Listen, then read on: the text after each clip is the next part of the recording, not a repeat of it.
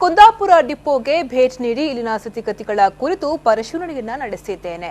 Depot ಸಾಕಷ್ಟು ವರ್ಷಗಳಿಂದ ಅಭಿವೃದ್ಧಿಯಾಗಿಲ್ಲ ಎನ್ನುವುದು ನನ್ನ ಗಮನಕ್ಕೆ ಬಂದಿದೆ. ಹೀಗಾಗಿ ಕುಂದಾಪುರ ಡಿಪೋವನ್ನು ಅಭಿವೃದ್ಧಿಪಡಿಸುವ ನಿಟ್ಟಿನಲ್ಲಿ 4.5 ಕೋಟಿ ವೆಚ್ಚದಲ್ಲಿ ಡಿಪೋ ಮರು ನಿರ್ಮಾಣ ಕಾಮಗಾರಿ ನಡೆಸಲು ಸರ್ಕಾರ ಮುಂದಾಗಿದೆ ಎಂದು ಸಾರಿಗೆ ಸಚಿವ ಡಿಸಿ ತಮ್ಮಣ್ಣ ಹೇಳಿದರು. ಅವರು ಶುಕ್ರವಾರ ಕುಂದಾಪುರ ಡಿಪೋಗೆ ಭೇಟಿ ನೀಡಿ ಪರಿಶೀಲನೆ ನಡೆಸಿದ ಬಳಿಕ ಸುದ್ದಿಗಾರರ ಪ್ರಶ್ನೆಗೆ ಉತ್ತರಿಸಿದರು.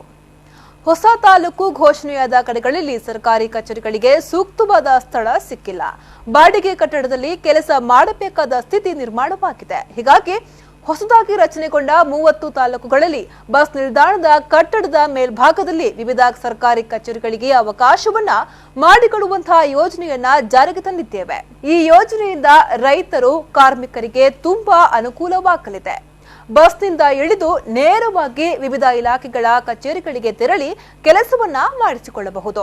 ಅಂತೆಯೇ ಬೈಂದೂರಿನಲ್ಲಿ 5 ಕೋಟಿ ರೂಪಾಯಿ ವೆಚ್ಚದಲ್ಲಿ ಬಸ್ ನಿಲ್ದಾಣ ಕಾಮಗಾರಿ ಹಿಂದೆ ಗುರುತಿಸಿರುವಂತಹ ಜಾಗದಲ್ಲಿ ನಿರ್ಮಾಣವಾಗಲಿದ್ದು, ಇದರ ಮೇಲ್ಭಾಗದಲ್ಲಿ ವಿವಿಧ ಸರ್ಕಾರಿ ಕಚೇರಿಗಳು ಕೆಲಸವನ್ನ ನಿರ್ವಹಿಸಲಿದೆ.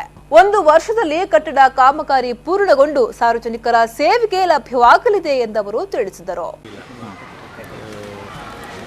ಜೂನ್ನಲ್ಲಿ ಮಂತ್ರಿಯಾಗಿ ಅಧಿಕಾರ ಸ್ವೀಕರಿಸಿದ ಮೇಲೆ 2 ತಿಂಗಳಿಂದ ನಾನು ಬಂದಿದ್ದೆ. ಈ ಭಾಗಕ್ಕೆ ಬಂದು ಇಲ್ಲಿ ನಾನು ಇಲ್ಲಿ ಇನ್ಸ್ಪೆಕ್ಷನ್ ಮಾಡಿದಾಗ ಈ ಡಿಪೋ ಭಾಳ ಡಿಲಾಪಿಡೇಟೆಡ್ ಕಂಡೀಷನಲ್ಲಿದೆ. ಇದನ್ನು ಮರು ನಿರ್ಮಾಣ ಮಾಡಬೇಕು ಅಂತೇಳಿ ಇವಾಗಲೇ 4.5 ಕೋಟಿ ರೂಪಾಯಿ ವೆಚ್ಚದಲ್ಲಿ ಇದನ್ನು ಮರು ನಿರ್ಮಾಣ ಮಾಡ್ತಾಯಿದ್ದೆ. ಹೊಸದಾಗಿ ಈ ಡಿಪೋನ ಮಾಡ್ತಾಯಿದ್ದೆ.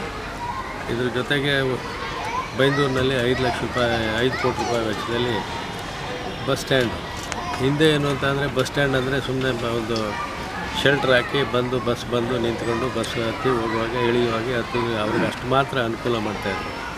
ಇವಾಗ ಬೈಂದೂರು ಹೊಸ ತಾಲೂಕು ಆದಮೇಲೆ ಈ ಸರ್ಕಾರಿ ಕಚೇರಿಗಳಿಗೆ ಎಲ್ಲೂ ಕೂಡ ಸರ್ಕಾರ ಜಾಗ ಮಾಡಿಲ್ಲ.